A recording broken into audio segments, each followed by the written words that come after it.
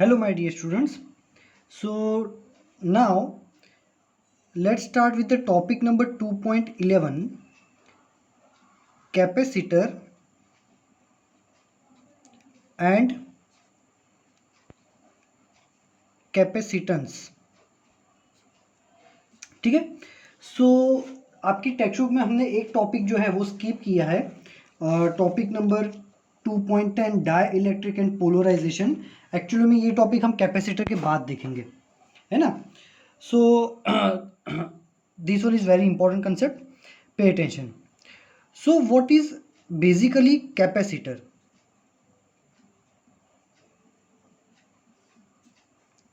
So capacitor is a device. It is a device which stores the charge particles. मतलब charges. Capacitor का काम क्या है? Charge को स्टोर करना. रेडी. कैपेसिटर की कैपेसिटी होती है, capacity to store the charges, और ये जो इसकी कैपेसिटी होती है वो कैपेसिटी को बोलते हैं capacitance. Ready. So capacitor is nothing but it is a device which stores the charges. And her capacitor के चार्ज स्टोर करने की कैपेसिटी होती है और उस कैपेसिटी को बोलते हैं capacitance. So basically capacitor is a device and capacitance is it's capability. Ready. Okay, how it works, let's see. So what is capacitor? Basically any device, any object which can store the charge is known as a capacitor. जो भी object charge को store कर सकता है उसको capacitor बोलते हैं. Let's start with a basic device which is nothing but a normal sphere.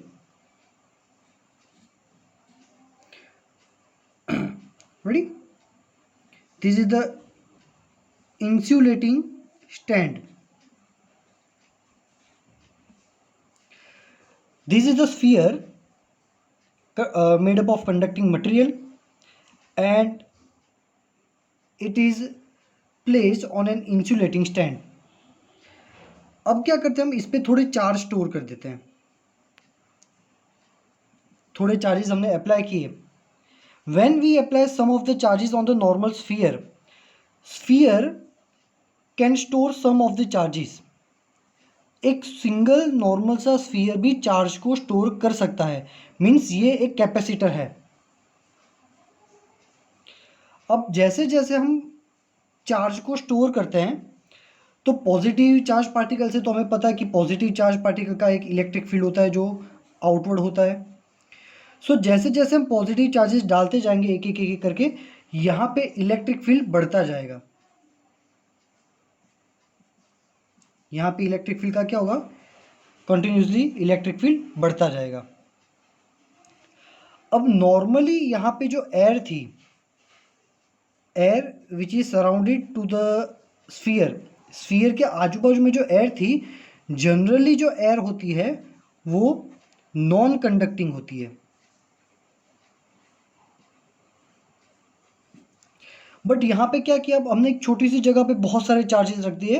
सो यहाँ सराउंडिंग इलेक्ट्रिक फील्ड की इंटेंसिटी बहुत बढ़ जाएगी. एक टाइम ऐसा आएगा कि ये जो हाई इंटेंसिटी वाला इलेक्ट्रिक फील्ड जो बन गया है वो एयर में आयोनाइजेशन प्रोसेस करेगा. This electric field makes an ionization to the air.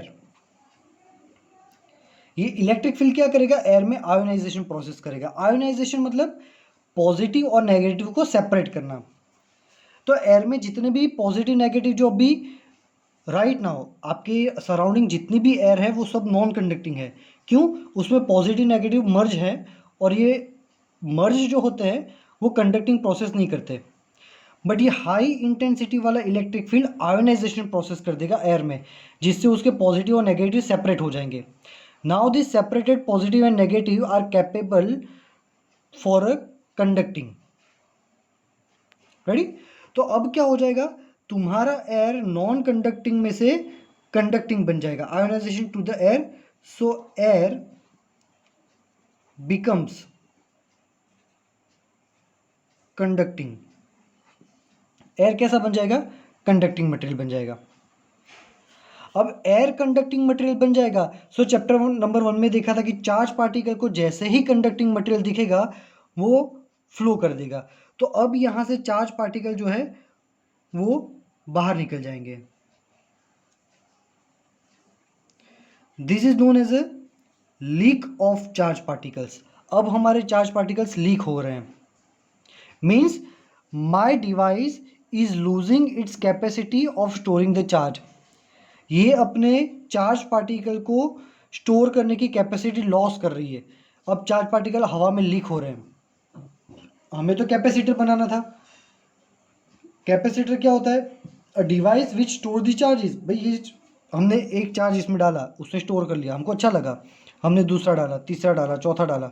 लेकिन एक टाइम ऐसा आया कि आयोनाइजेशन प्रोसेस हो गया एयर में और ये चार्ज पार्टिकल लीक होने लगे, हमारा कैपेसिटर खराब हो गया, डिस्ट्रॉय हो गया. रेडी. सो यहां पे हमें एक नई क्वांटिटी पता चली जिसको बोलेंगे dielectric strength. What is the dielectric strength? Dielectric strength is a maximum value of electric field. Dielectric strength is a maximum value of electric field for which air can maintain its non-conducting behavior.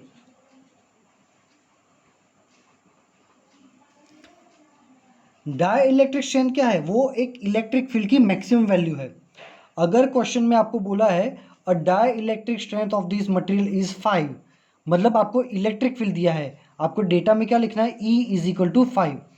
Dielectric strength, ये जो electric field हमने generate बोला ना कि यहाँ पे generate होता है और वो इलेक्ट्रिक फील्ड आयोनाइजेशन प्रोसेस करता है. तो एयर कौन सी वैल्यू को विथस्टैंड कर सकता है, मतलब डाइलेक्ट्रिक स्ट्रेंथ क्या है, वो इलेक्ट्रिक फील्ड की एक ऐसी मैक्सिमम वैल्यू है कि जहां तक एयर अपना नॉन कंडक्टिंग बिहेवियर मेंटेन कर पाएगा. ठीक है. और थोड़ा ज़्यादा करोगे तो वो नॉन कंडक्टिंग में से कंडक्टिंग बन जाएगा. Okay.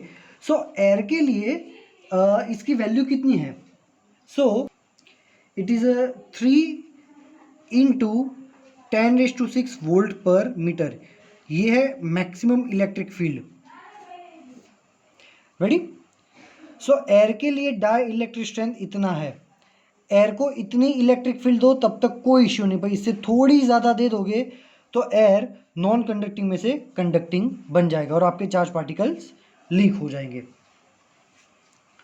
So no doubt still we have a capacitor. ये थोड़े चार्जेस तो स्टोर कर पाएगा, बट वी आर ह्यूमंस और हमको थोड़े से काम नहीं चलता.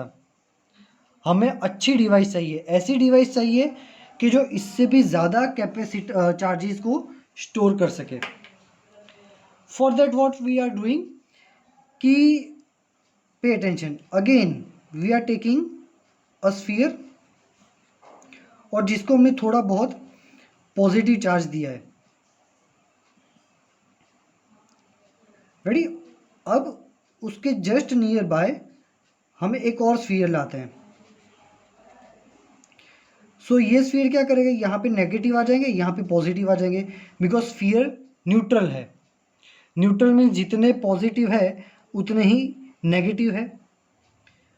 सो ये पॉजिटिव क्या करेंगे, नेगेटिव को अट्रैक्ट करेंगे, तो नेगेटिव ये सरफेस पे आ जाएगी और पॉजिटिव का रिपल्शन हो जाएगा. सो ये पॉजिटिव यहाँ पे आ जाएंगे, ठीक है। अब नेक्स्ट स्टेप में क्या करेंगे, इसके साथ हम अर्थिंग कनेक्ट कर देंगे। सो अर्थिंग करने से क्या होगा कि इलेक्ट्रॉन अर्थ में से यहाँ पे आएंगे और इलेक्ट्रॉन प्रोटॉन मतलब नेगेटिव पॉजिटिव ऐसे धीरे धीरे करके, अगर 4 पॉजिटिव है तो 4 इलेक्ट्रॉन्स यहाँ से यहाँ आएंगे और ये जो यहाँ पे एरिया है इसका टोटल चार्ज कर देंगे 0। तो अब ये पूरा सिस्टम कैसा दिखेगा,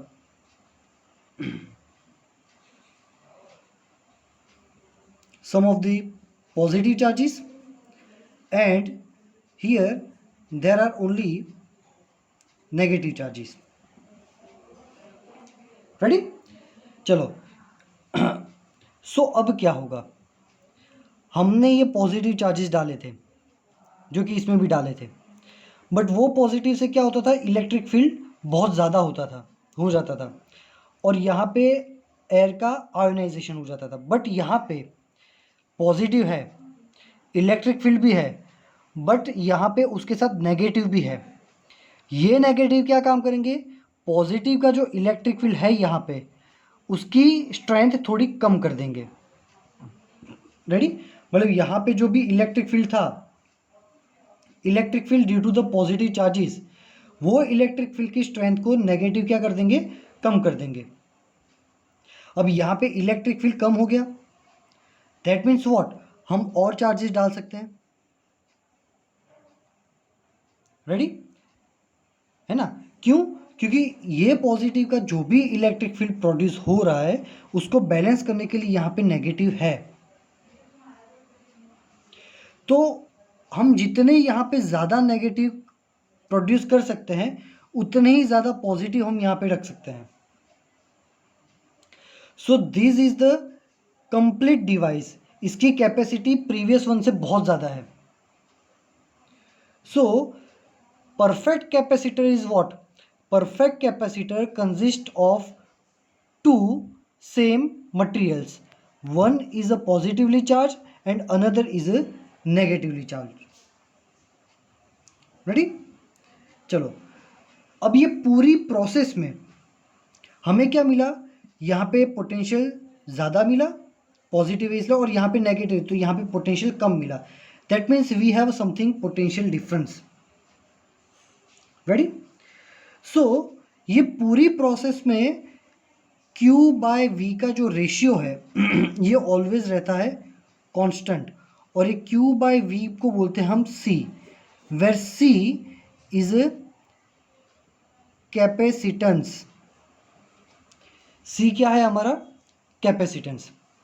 मोस्ट आईएमपी फॉर्मूला, चार्ज जो हमने कैपेसिटर पे स्टोर किया है, V मतलब हमारा potential difference, and this is the C। Ready, चलो।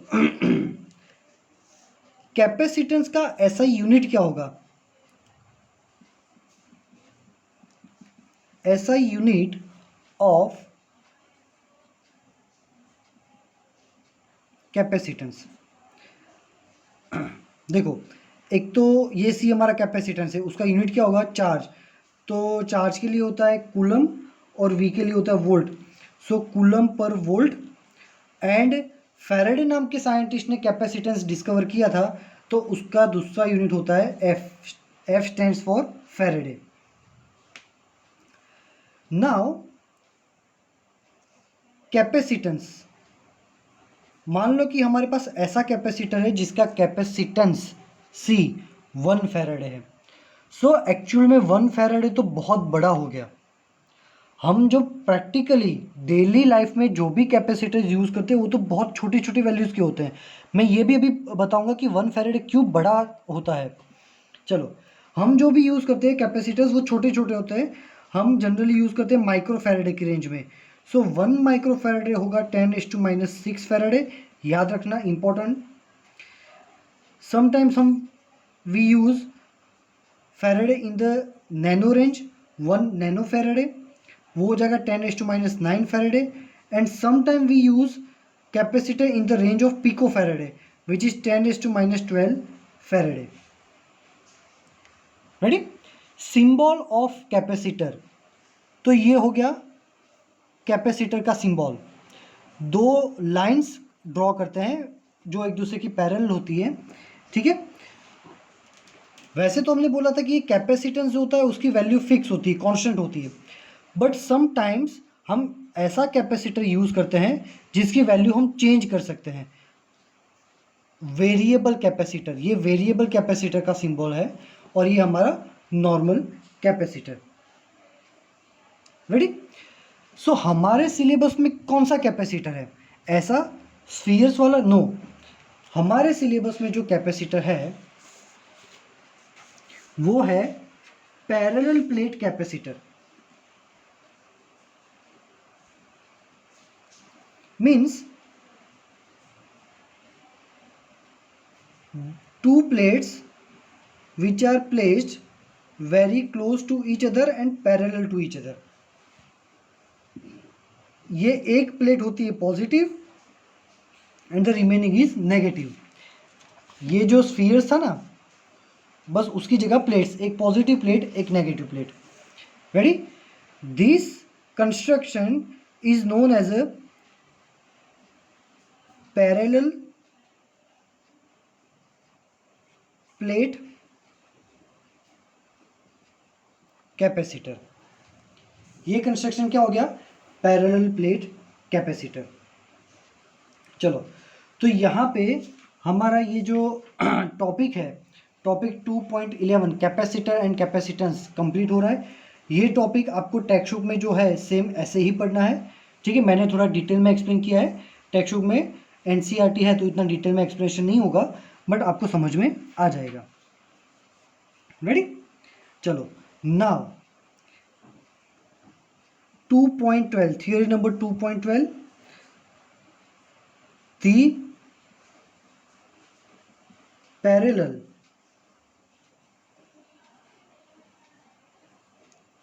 plate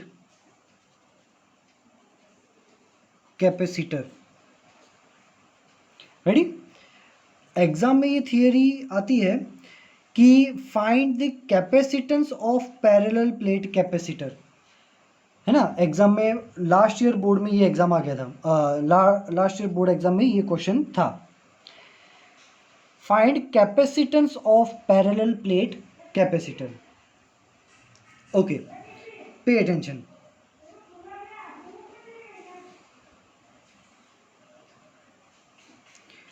We have two plates. This is the plate number 1 and this one is the plate number 2. Plate number 1 is a positively charged and plate number 2 is a negatively charged. Obviously कि यहाँ पे कुछ electric field होगा। हम क्या करेंगे, काम करते हैं, हम 3 पॉइंट पे हम इलेक्ट्रिक फील्ड फाइंड करते हैं। 1 here, point number 1, point number 2 and point number 3। Point number 3 ये है 2, सॉरी ये 3 नहीं है, ये क्या है 2।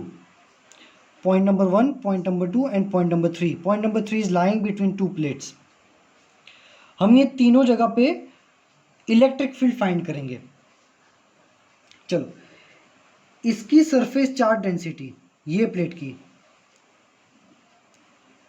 सरफेस चार्ज डेंसिटी इसकी होगी सिग्मा, क्योंकि यहाँ पे पॉजिटिव चार्जेस है। इसकी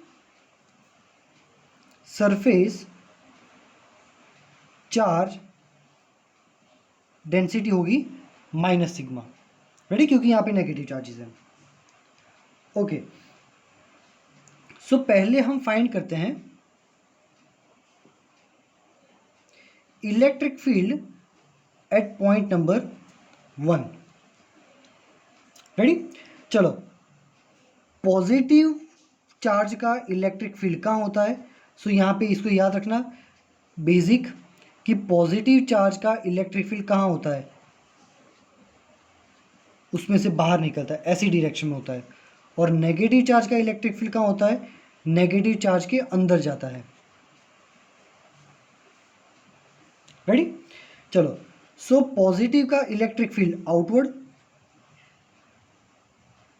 रेडी, और नेगेटिव का इलेक्ट्रिक फील्ड कहाँ होता है, नेगेटिव के अंदर जाता है, तो वो इलेक्ट्रिक फील्ड ऐसे होगा। मतलब यहाँ पे पॉइंट नंबर 1 पे मैं फिर से डायग्राम ड्रॉ करता हूँ। पॉइंट नंबर 1 पे क्या होगा, यहाँ पे पॉजिटिव का इलेक्ट्रिक फील्ड ऊपर और नेगेटिव का इलेक्ट्रिक फील्ड नीचे, रेडी। सो total electric field eight point number 1 क्या हो जाएगा, पॉजिटिव का जो इलेक्ट्रिक फील्ड है अपवर्ड, ये है पॉजिटिव का इलेक्ट्रिक फील्ड, वो होगा सिग्मा बाय 2ε0, और नेगेटिव का इलेक्ट्रिक फील्ड ये है, ये ऑपोजिट डायरेक्शन में, so minus sigma upon 2ε0। So total electric field on point number 1 is 0। now we will find electric field on this region। चलो, तो यहाँ पे पॉजिटिव का इलेक्ट्रिक फील्ड आउटवर्ड, तो आउटवर्ड आते आते यहाँ पे आएगा, ये है पॉजिटिव का इलेक्ट्रिक फील्ड, और नेगेटिव का इलेक्ट्रिक फील्ड कहाँ जाता है, नेगेटिव के अंदर। सो सेकेंड नंबर का जो रीजन है वहाँ का टोटल इलेक्ट्रिक फील्ड सेम, एक ऊपर एक नीचे, एक पॉजिटिव एक negative, sigma by 2ε0 minus sigma by 2ε0। ये इलेक्ट्रिक फील्ड को हमने सिग्मा बाय 2ε0 क्यों लिखा है, तो ये हमने चैप्टर 1 में पढ़ा था कि एक प्लेट जो होती है कंडक्टिंग प्लेट, उसका इलेक्ट्रिक फील्ड सिग्मा बाय 2ε0 ही होता है। इसलिए हम ये जो E प्लस और E माइनस है ना, ये इलेक्ट्रिक फील्ड्स, उसकी वैल्यू ये लिखते हैं। हमने प्रीवियसली चैप्टर नंबर 1 में इसको सॉल्व किया हुआ है।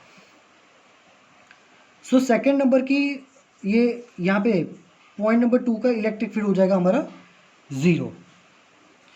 Now electric field at this point, point number 3 which is between this two. So यहाँ पे टोटल इलेक्ट्रिक फील्ड क्या होगा, चलो, तो यहाँ पे पॉजिटिव का इलेक्ट्रिक फील्ड होगा यहाँ पे आउटवर्ड, और नेगेटिव का कहाँ होगा, नेगेटिव के अंदर जाएगा, तो सेम डायरेक्शन में हमारा E माइनस भी होगा। That means at point number 3 both the electric fields are in same direction, तो वहाँ पे दोनों इलेक्ट्रिक फील्ड का एडिशन होगा। मीन्स टोटल इलेक्ट्रिक फील्ड कितना होगा, 2 सिग्मा बाय 2ε0, ये cancel. So total electric field between two plates is this. Most IMP, electric field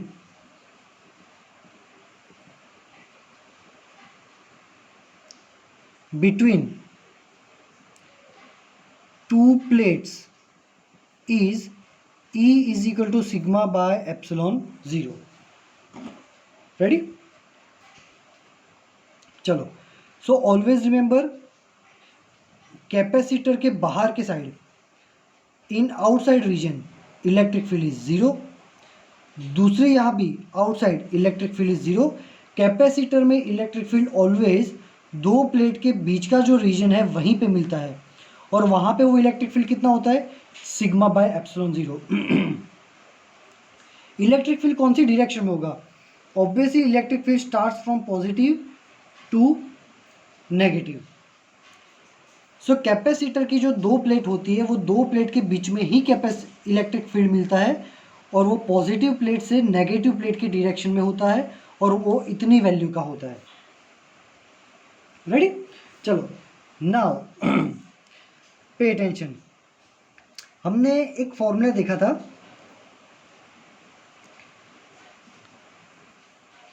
E is equal to minus delta V by delta L, ऐसा formula हमने देखा था। और इसी formula को अगर मैग्नीट्यूड में लिखना है तो E इज इक्वल टू हो गया था delta V by delta L। Ready, means electric field is equal to delta V means potential difference, मैं V लिखता हूँ, एंड डेल्टा L मतलब डिस्टेंस, तो यहाँ पे मैं लिख देता हूँ D, where this D is a distance between two plates. तो तो इसमें से अगर मैं v को सब्जेक्ट बनाऊं तो v is equal to ed formula बनेगा, मोस्ट टाइम पी फॉर्मूला। ठीक है, ये तो हमने रिलेशन देखा हुआ था। इसकी अगर मैग्नीट्यूड ले तो ये मिलता है, डेल्टा वी की जगह v लिख दिया और डेल्टा एल की जगह d लिख दिया। So v is equal to ed, this formula is specially use for the case of capacitors. चलो, so v is equal to, अब e की जगह पे हम ये वैल्यू डाल देंगे, sigma by epsilon 0 into D. Now sigma is equal to q by a। Sigma की वैल्यू क्या होती है, q बाय, वो वैल्यू यहाँ पे डाल देंगे। So v is equal to q d by a epsilon 0। चलो, समझ में आ गया। v is equal to ed, e की ये वैल्यू हमने डाल दी यहाँ पे तो हमें मिला ये, सिग्मा की ये वैल्यू डाल दी यहाँ पे तो हमें मिला ये। Now we know that c is equal to q by v। c क्या होता है, q बाय v। चलो, तो c is equal to q by v। अब v की जगह ये वैल्यू डाल दो, q d by a epsilon 0। ये c is equal to q by v कहाँ से आ गया, तो ये हमने अभी कैपेसिटर वाली थियरी में देखा था, c is equal to q by v, most time पे मैंने लिखा हुआ है यहाँ पे। चलो, so c is equal to q by v में v की जगह पे ये वैल्यू डाल दो, q cancel. So c is equal to epsilon 0 a by d, most IMP equation. Parallel plate capacitor का कैपेसिटेंस, उसकी कैपेसिटी कितनी होती है वो फाइंड करने का फॉर्मूला, इतनी कैपेसिटी होती है उसकी। रेडी, बहुत इंपॉर्टेंट थियरी है, लास्ट ईयर 2 मार्क्स में इन्होंने इतना सारा पूछ लिया था। रेडी, सो सिंपल, पहले पॉइंट नंबर, रीजन नंबर 1 में इलेक्ट्रिक फील्ड फाइंड करो 0, रीजन नंबर 2 में इलेक्ट्रिक फील्ड फाइंड करो 0, रीजन नंबर 3 में फाइंड करो, इतना है। फिर फॉर्मूला डायरेक्ट, तुम डायरेक्ट भी लिख सकते हो एग्जाम में, as we know that v is equal to ed। फिर e की जगह पे ये वैल्यू डाल दो तो v की वैल्यू ये मिल गई। Sigma is equal to q by a है, सिग्मा की वैल्यू यहाँ पे डाल दो तो v ये मिल गया। c is equal to q by v, उसमें v की जगह पे ये वैल्यू डाल दो, आ गया c is equal to epsilon 0 a by d, most time पी फॉर्मूला। रेडी, चलो, तो आज के लेक्चर में यहीं तक रखते हैं। इसमें एक छोटा सा पार्ट बाकी है, वो नेक्स्ट लेक्चर में मैं बताऊंगा। कि मैंने बोला था कि 1 कैपेसिटर जो होता है 1 फैराडे, यहाँ पे लिखा था कि c is equal to 1 Faraday भी बहुत बड़ा होता है। वो क्यों, वो इसका ही पार्ट है। एग्जाम में वो पार्ट आपको नहीं लिखना है, एग्जाम में यहीं तक लिखना है थियोरी में, बट उसका एक्सप्लेनेशन है कि 1 फैराडे भी इतना ज़्यादा क्यों होता है। ठीक है, सो बाकी का वो हम देखेंगे नेक्स्ट लेक्चर में। मोस्ट टाइम थियरी, इसको अच्छे से लिखना, बुक में जो दिया है वैसे ही करना। कुछ भी डाउट हो, you can ask me in the message section. Thank you very much students.